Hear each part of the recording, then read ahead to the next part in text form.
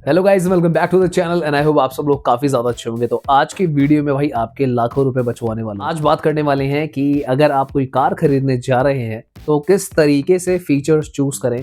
क्योंकि जो वेरिएंट्स होते हैं ना, वेरिएंट्स में कोई फर्क नहीं होता है, बस फीचर्स का ही फर्क होता है। अगर आप ध्यान से देखते हो तो कार आप कोई भी ले लो, ठीक है, मोस्ट ऑफ द केसेस में ना आपको सेम इंजन मिलता है। जैसे फॉर एग्जांपल अभी स्कोडा की काइलैक आई है, ठीक है। अब इंजन सेम है, ब्रेक सेम है, सस्पेंशन सेम है, बिल्ड क्वालिटी सेम है, बस फीचर्स ऊपर नीचे हो रहे हैं। उसी ऊपर नीचे की गेम में 5 लाख रुपए तक ऊपर नीचे हो जाता है। सो 2025 अभी लगा ही है, काफी सारे लोग आप प्लानिंग कर रहे होगे कार खरीदने की। तो आज मैं कोशिश करूंगा कि एक बेस्ट गाइड आपको दे पाऊं, क्योंकि जब आप कार डीलरशिप पे जाते हो ना तो कई बार सामने वाला आपको भांप लेता है कि यार ये कंफ्यूज हो रहा है, तो इसको फीचर चेप देते हैं। क्योंकि ये सारा पैसा बचाकर एक तो आपके लोन का अमाउंट कम होगा, आपकी कार सस्ती पड़ेगी, और जो पैसा आपने बचाया है इससे आप पेट्रोल डलवाकर भाई आउट ऑफ दिल्ली अपने फैमिली को, बच्चों को घुमाने ले आ सकते हो। तो चैनल पे अगर आप नए हो और आपको अगर वीडियो अच्छी लगे तो वीडियो को लाइक करना, चैनल को सब्सक्राइब करना। चलिए फटाफट से वीडियो को स्टार्ट करते हैं। नमस्कार, जय हिंद दोस्तों। आई होप सारे शेयर बढ़िया होंगे। सो पहला फीचर एक मिडिल क्लास आदमी की कार में जो मुझे लगता है नहीं होना चाहिए, that is a panoramic sunroof. देखो, मैं यहाँ पे ये बिल्कुल नहीं कह रहा हूँ कि पैनोरामिक सनरूफ एक यूजलेस फीचर है। मुझे ऐसा लगता है एक लग्जरी फीचर है। अगर आप कोई ऐसे इंसान हो कि आपको कार में बैठने के बाद भाई ऊपर चंदा तारे आसमान सब देखना है, तो डेफिनेटली भाई पे करो, आप इसके मजे लो। बट रियल लाइफ में, प्रैक्टिकल लाइफ में ना इसका कोई यूज केस ज्यादा है नहीं। ना इसका कोई माइलेज पे असर है, ना ही कोई पावर से मतलब है। ये एक एक्स्ट्रा खर्चा ही है। कार देखो ऑलरेडी ना एक लाइबिलिटी ही होती है, एसेट नहीं होता। यानी कि लाइबिलिटी मतलब आपको उस पर पैसा लगाना ही पड़ता है, समय के साथ साथ उसकी वैल्यू कमी होती है। तो पैनोरामिक सनरूफ है, सनरूफ की एक्स्ट्रा मोटर है, उसके खर्चा होगा। कल को कोई दिक्कत हो गई या फिर सनरूफ ही लीक हो गई तो फिर उस पर अलग से आपको एक्सपेंस लगाना पड़ेगा। क्योंकि गर्मियों में क्या होता है ना, हमारे यहाँ पे बहुत गर्मी पड़ती है, वहां पे फिर आपका एसी आपको ज्यादा रखना पड़ेगा, उसकी वजह से आपका पेट्रोल फूकेगा। सर्दियां अगर हैं तो सर्दियों में भाई ठंड ज्यादा आएगी तो फिर एक आप वार्मर चलाओगे। आप समझ रहे हो। तो बहुत सोच समझ कर ये फीचर आपको लेना है। मैं जो भी फीचर्स आपको बता रहा हूं ऐसा कुछ नहीं है कि नहीं लेना है, पर मुझे लगता है यूजलेस है। आपको लेना हो तो ले लीजिएगा। I hope you get it. Next feature मुझे लगता है जो एक मिडिल क्लास आदमी की कार में नहीं होना चाहिए, वो है एडैस। अब देखो, मेरे को ऐसा लगता है कि अगर ऑलरेडी हम मिडिल क्लास है, फॉर एग्जाम्पल मैं अगर अपनी बात भी करता हूं तो मेरी पहले ही लुप रहेगी कि भाई मैंने गाड़ी जैसे तैसे तो ली है,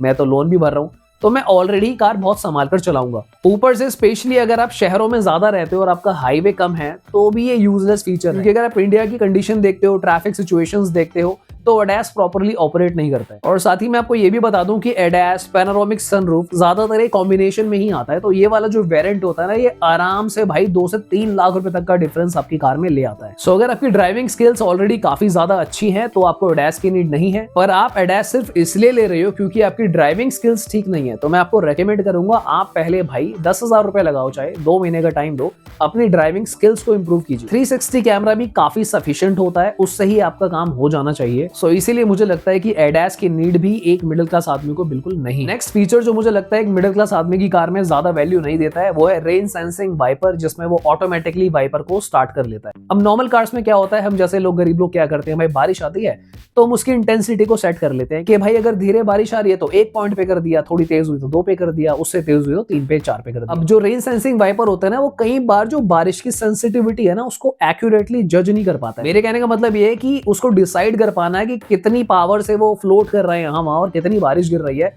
मैंने कई बार नोटिस करा है वो उतनी एक्यूरेसी से नहीं कर पाता है। कई बार तो वो सही सेंस करता है और कई बार सही सेंस नहीं करता। इनफैक्ट ये एक एक्स्ट्रा कॉस्ट ही है, क्योंकि इसमें सेंसर लगा होता है, तो कल को अगर कोई प्रॉब्लम आती है तो ये एक एक्स्ट्रा खर्चा बढ़ता है। और अगर आपका मैनुअल वाइपर है तो मुझे लगता है इतना मेजर इशू नहीं है, बहुत इजी टू ऑपरेट है। और अगर कुछ लोगों को ये लगता हो कि नहीं यार ऑटोमेटिक ही ठीक है, क्योंकि ड्राइव करते हुए फिर ध्यान जाता है और ऊपर नीचे करना पड़ता है, कार ठुक गई तो अगेन मैं आपको रेकमेंड करूंगा कि उस केस में वाइपर का दोष नहीं है, आपको शायद थोड़ी सी और ड्राइविंग सीखने की नीड है, क्योंकि driving is all about doing the task, staying focus. Next feature जो मुझे एक्सट्रीमली यूजलेस लगता है, चाहे आप मिडिल क्लास हो या फिर आप सुपर रिच हो, वो है HUD, हेड्स अप डिस्प्ले। ये मुझे एक सीरियस डिस्ट्रैक्शन लगती है टू बी ऑनेस्ट। स्टीयरिंग के जस्ट ऊपर एक स्क्रीन पे आप देख रहे हो और वो क्या शो कर रहा है, वही चीज है जो आपका ऑलरेडी इंस्ट्रूमेंट क्लस्टर में आराम से आ जाती है। आई कांट बिलीव कि ये फीचर दिया हुआ और इसके हमें एक्स्ट्रा चार्ज भी किया जा रहा है, कंपनी के द्वारा हमें पे भी करना पड़ रहा है। मुझे इसका कोई सेंस फीचर का नहीं लगता है। हो सकता है किसी को लगता हो,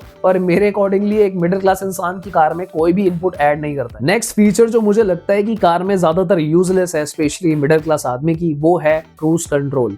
अब अगर तो आप हाईवेज पे काफी ज्यादा रहते हो तो भी एक बार को थोड़ा सा यूजफुल है, बट अगर आप शहर में ज्यादा रहते हो तो इस फीचर का कोई सेंस नहीं है, कोई यूज नहीं है। शुरू में जब लोग कार लेते हैं तो डेफिनेटली इसको थोड़ा सा यूज करते हैं, बट मैंने खुद अपने दोस्तों से सुना है, कुछ रिलेटिव से सुना है कि वक्त के साथ साथ ना वो क्रूज कंट्रोल को इतना ज्यादा यूज नहीं करते हैं। हालांकि हो सकता है कि किसी को ये यूजफुल लगे काफी ज्यादा, तो ये डिपेंड करता है, but as I am talking about specifically for middle class people, मुझे नहीं लगता कि इसकी कोई खासा नीड है। आप बिना इसके भी काफी मजे ले सकते हो। इनफैक्ट अगर हम अडेप्टिव क्रूज कंट्रोल और लेन की असिस्ट की बात भी करते हैं, ये थोड़ा सा सब्जेक्टिव होगा, बट मुझे इंडियन रोड्स के अकॉर्डिंगली थोड़ा सा इम्प्रैक्टिकल लगता है। जिस तरीके से इंडिया में ट्रैफिक ऑपरेट होता है, तो मुझे अपनी सेंसेस पे ज्यादा बिलीव लगता है कि यार हम अपने आप से प्रॉपरली मिरर्स को यूज करना समझें और एंगेज होना सीखें उनसे।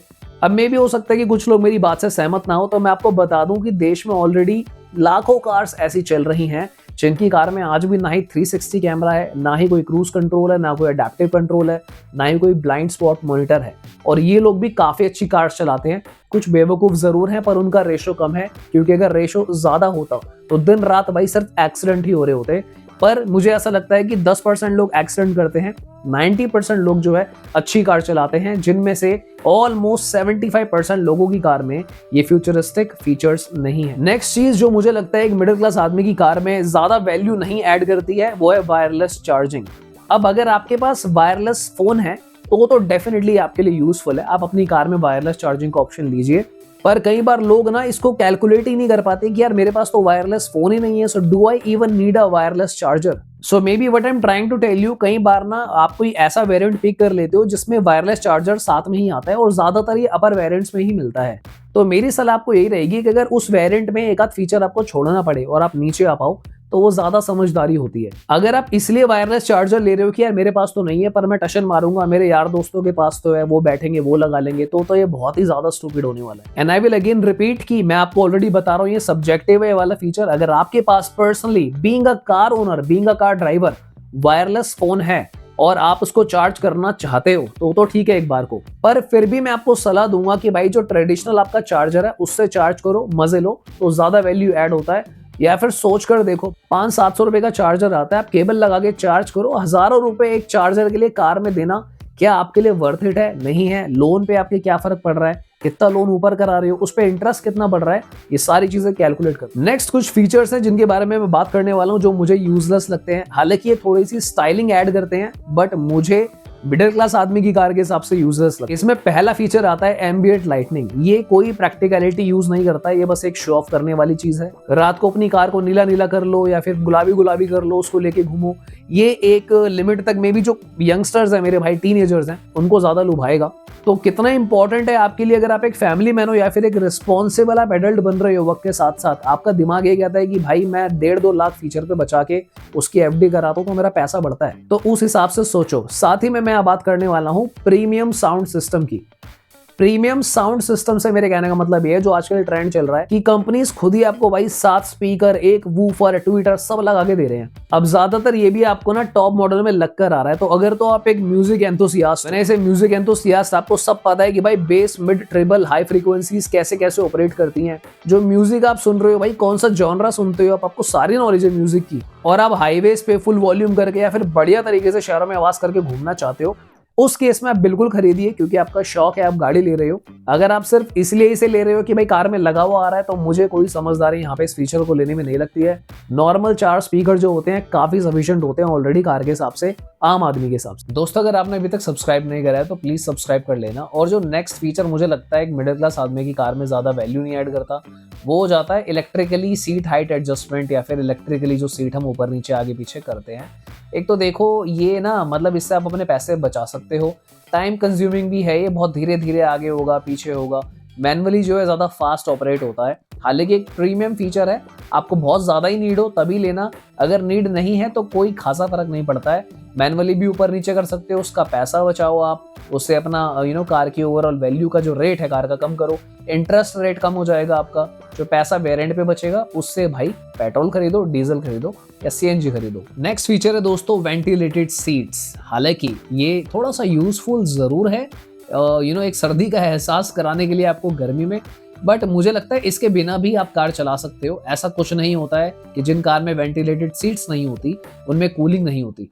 तो इसको आप बेझिझक इग्नोर मार सकते हो, ये कोई खासा फीचर नहीं है।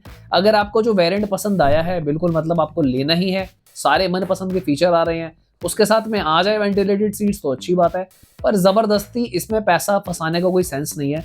मोस्टली ये भी जो है टॉप वेरिएंट्स में ही मिलता है और ये सबसे ज़्यादा जो है माइंड पे असर डालता है वेरिएंट चूज करते टाइम। तो उस टाइम अगर आप थोड़ा सा मन बना लो तो यहाँ पैसा बचा सकते हो। नेक्स्ट फीचर जो मुझे लगता है जिसको आप इग्नोर मार सकते हो वो है वॉइस असिस्टेड फीचर्स, जैसे कि वॉइस कमांड देकर पैनोरामिक सनरूफ खोल दी और कुछ कुछ ऑप्शंस और ऑपरेट कर लिए।